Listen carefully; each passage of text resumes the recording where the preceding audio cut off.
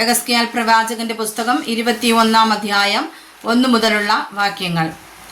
യഹോവയുടെ അരുളപ്പാട് എനിക്കുണ്ടായതെന്തെന്നാൽ, മനുഷ്യപുത്ര, നിന്റെ മുഖം യെരൂശലേമിനു നേരെ തിരിച്ച് വിശുദ്ധ മന്ദിരത്തിന് വിരോധമായി പ്രസംഗിച്ച ഇസ്രായേൽ ദേശത്തിന് വിരോധമായി പ്രവചിച്ച് ഇസ്രായേൽ ദേശത്തോട് പറയേണ്ടത്, യഹോവയായ കർത്താവ് ഇപ്രകാരം അരുളി ചെയ്യുന്നു: ഞാൻ നിന്റെ നേരെ പുറപ്പെട്ട് എന്റെ വാൾ ഉറയിൽ നിന്ന് ഊരി നീതിമാനെയും ദുഷ്ടനെയും നിന്നിൽ നിന്ന് ഛേദിച്ചു കളയും. ഞാൻ നീതിമാനെയും ദുഷ്ടനെയും നിന്നിൽ നിന്ന് ഛേദിച്ചു കളവാൻ പോകുന്നത് കൊണ്ട് തെക്കു മുതൽ വടക്കു വരെ സകല ജഡത്തിനും വിരോധമായി എന്റെ വാൾ ഉറയിൽ നിന്ന് പുറപ്പെടും. യഹോവയായ ഞാൻ എന്റെ വാൾ ഉറയിൽ നിന്ന് ഊരി എന്ന് സകല ജഡവും അറിയും. അത് ഇനി മടങ്ങിപ്പോരുകയില്ല. നീയോ മനുഷ്യപുത്ര, നിന്റെ നടുവൊടികെ നെടുവീർപ്പിടുക. അവർ കാണുക കഠിനമായി നെടുവീർപ്പിടുക. എന്തിന് നെടുവീർപ്പിടുന്നു എന്ന് അവർ നിന്നോട് ചോദിച്ചാൽ നീ ഉത്തരം പറയേണ്ടത്, ഒരു വർത്തമാന നിമിത്തം തന്നെ അത് സംഭവിക്കുമ്പോൾ സകല ഹൃദയവും ഉരുകിപ്പോകും, എല്ലാ കൈകളും കുഴഞ്ഞു പോകും, ഏതു മനസ്സും കലങ്ങിപ്പോകും, എല്ലാ മുഴങ്കാലും വെള്ളം പോലെ ഒഴുകിപ്പോകും. അത് വന്നു കഴിഞ്ഞു എന്ന് യഹോവയായ കർത്താവിന്റെ അരുളപ്പാട്. യഹോവയുടെ അരുളപ്പാട് എനിക്കുണ്ടായതെന്തെന്നാൽ, മനുഷ്യപുത്ര, നീ പ്രവചിച്ചു പറയേണ്ടത്, യഹോവ ഇപ്രകാരം അരുളി ചെയ്യുന്നു: ഒരു വാൾ അത് മൂർച്ച കൂട്ടി മിനുക്കിയിരിക്കുന്നു എന്ന് പറക. കുല നടത്തുവാൻ അതിന് മൂർച്ച കൂട്ടിയിരിക്കുന്നു, മിന്നുവാൻ തക്കവണ്ണം അതിനെ മിനുക്കിയിരിക്കുന്നു. അല്ലെങ്കിൽ നമുക്ക് സന്തോഷിക്കാമോ? അത് എൻ്റെ മകന്റെ ചെങ്കോലിനെയും സകല വൃക്ഷത്തെയും നിരസിക്കുന്നു. ഉപയോഗിപ്പാൻ തക്കവണ്ണം അവനത് മിനുക്കുവാൻ കൊടുത്തിരിക്കുന്നു.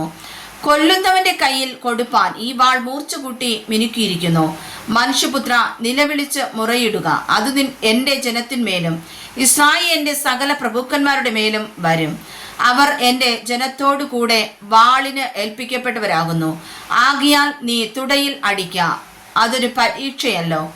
എന്നാൽ നിരസിക്കുന്ന ചെങ്കോൽ തന്നെ ഇല്ലാതെ പോയാൽ എന്ത് എന്ന് യഹോവയായ കർത്താവിന്റെ അരുളപ്പാട്. നീയോ മനുഷ്യപുത്ര, പ്രവചിച്ച് കൈകൊട്ടുക. വാൾ നിഗതന്മാരുടെ വാൾ തന്നെ മുമ്മടങ്ങായി ഭവിക്കട്ടെ. നിഗതന്റെ വലിയ വാൾ അവരെ ചുറ്റുന്നു. അവരുടെ ഹൃദയം ഉരുകിപ്പോകേണ്ടതിനും അവരിൽ പട്ടുപോയവർ പെരുകേണ്ടതിനും ഞാൻ വാളിൻ മുനയെ അവരുടെ എല്ലാ വാതിലുകൾക്കും നേരെ വെച്ചിരിക്കുന്നു. അയ്യോ, അത് മിന്നൽ പോലെ ഇരിക്കുന്നു, അത് കുലയ്ക്കായി കൂർപ്പിച്ചിരിക്കുന്നു.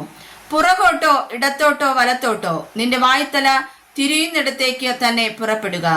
ഞാനും കൈ കൊട്ടി എൻ്റെ ക്രോധത്തെ ശമിപ്പിക്കും.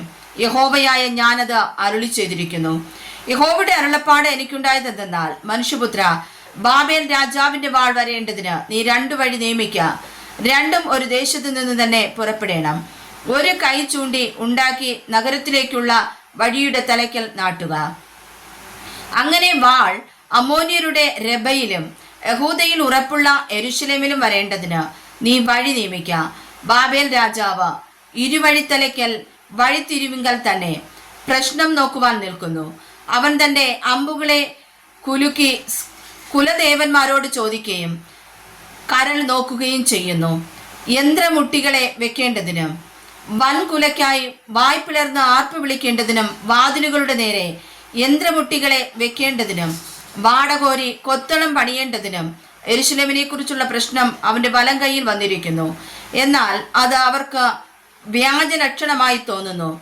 അവർ ആണ ഇടിവിച്ചിരിക്കുന്നുവല്ലോ.